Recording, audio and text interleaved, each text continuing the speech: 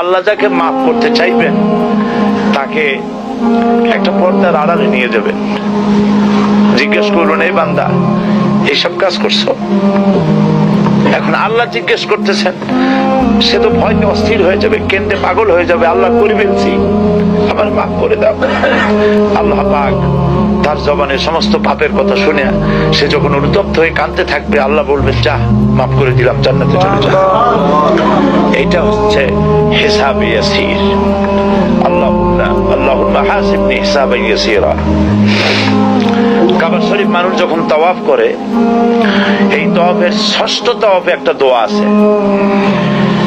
এই দোয়া আমি যখনই পড়ি আমি চোখের পানি রাখতে পারি না। ষষ্ঠ চক্কর একটি দোয়া আছে, দোয়াটা হচ্ছে, আল্লাহুম্মা ইন্না আলাইয়া হুকুকান কাসীরান ফীমা বাইনি ওয়া বাইনাক। হায় আমার রব, তোমার সাথে আর আমার সাথে অনেক দেনা পাওনা আছে, আর তোমার বান্দাদের সাথেও আমার অনেক দেনা পাওনা আছে।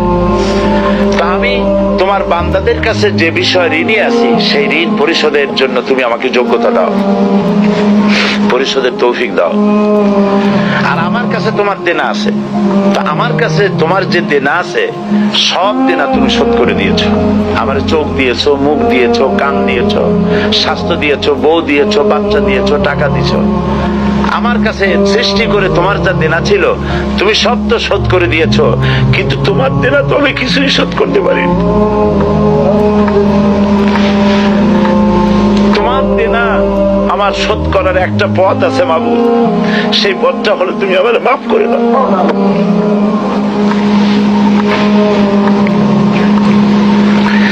এটা ছাড়া আমার কাছে কোনো পথ নাই মাবুদ।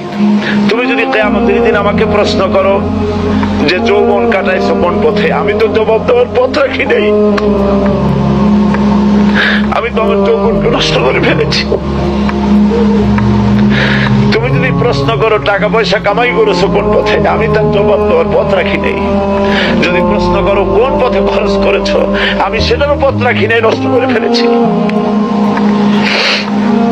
তুমি আমাকে ক্ষমা করে দাও। সেজন্য আল্লাহর কাছে দোয়া করতে হবে,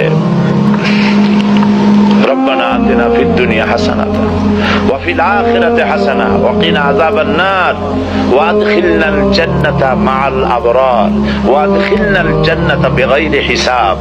আল্লাহ, তোমার নেককার বান্দাদের সাথে আমাকে জান্নাত দিও, আর তুমি দয়া করে কিয়ামতে আমার কোনো হিসাব নিও না।